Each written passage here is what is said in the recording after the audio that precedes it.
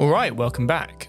I thought before I'll do my Impera review and ranking, I will do the EP in between. I haven't really talked about the EPs because they contain mostly covers and very few original songs. So when I talked about Meliora, I talked about the original songs of Square Hammer and Zenith, even though those aren't on the album.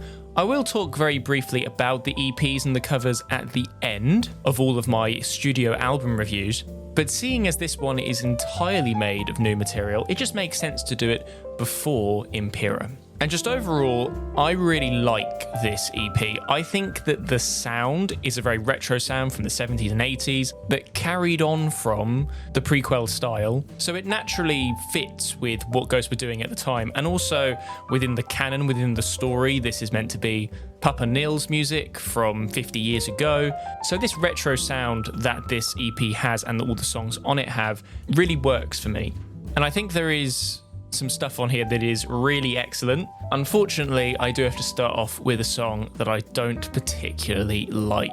That was a song that was never originally on this EP because it was meant to just be a 7-inch single with Kiss the Goat on one side and Mary on a Cross on the other. But after Right Here, Right Now, they added the song Future is a Foreign Land to the digital release of 7 Inches of Satanic Panic. Now, I understand why, because it's the same singer.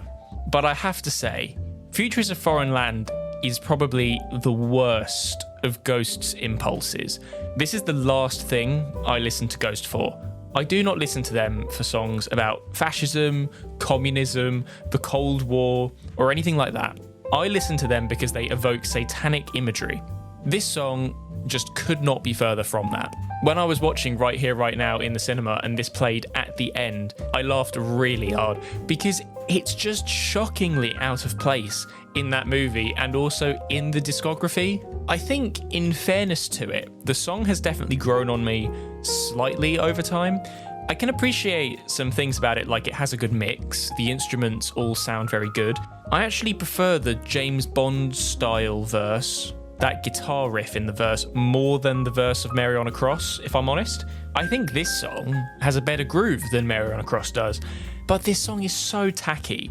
I cannot ever properly enjoy this song, especially the choral chanting of whatever year Ghost choose to sing. It's so cringy. It's a real letdown to Right Here, Right Now, and in my own headcanon, this was never added to 7 Inches of Satanic Panic. Why this song was released, I literally have no idea. But we'll get more into the politics that Ghost started to venture into in certainly the next album. So with that out the way, that is my least favourite song on this EP, and my second favourite song on the EP is Mary on a Cross. There are obviously some things I really like about Mary on a Cross. I like the guitars. I think the light distortion on the guitars is very nice. I think it's slightly heavier as well, slightly crunchier than the tone on Kiss the Goat.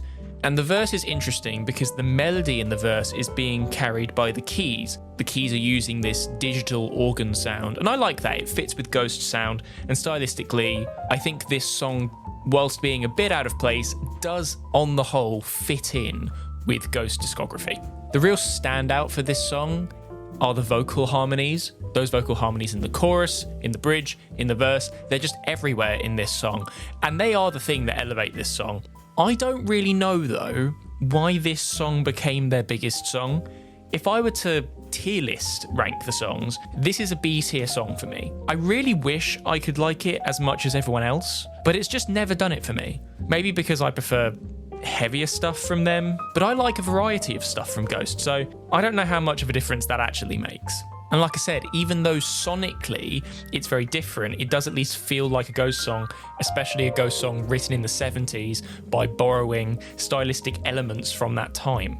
The lyrics are quite clever, as Mary could be referring to so many different things, especially in Christianity. Is it the Virgin Mary? Is it the Queen Bloody Mary? Is it Mary Magdalene? So this double or multiple meaning that I've said before, I love in Ghost lyrics, is at least very present here. And there are definitely some things I like, but I'm just not that crazy about it. It's okay. But turning Mary on a Cross into marijuana is something that Tobias Forge likes to do because let's just say we have different senses of humour, I think. And at number 1, obviously, the only song left is Kiss the Go-Goat. This is an incredible song. Going back to the tier list, this would be on the S tier. This would be like top of the top. I love Kiss the Go-Goat. It is amazing. It's the first song on the EP, and the thing you really notice is the guitar tone, at least I do.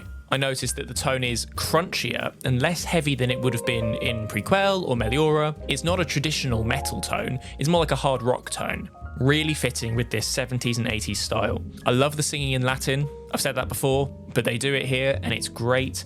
The keyboard synth solo is a real highlight of the song. I love that. I love the triplets in it. It's just brilliant. The song has an undeniable groove. You just want to jump up and down to it. It's so good. And it's such a Ghost song. Like, this is exactly what I would expect them to make. Like, I don't listen to them for Future is a Foreign Land. I don't want that.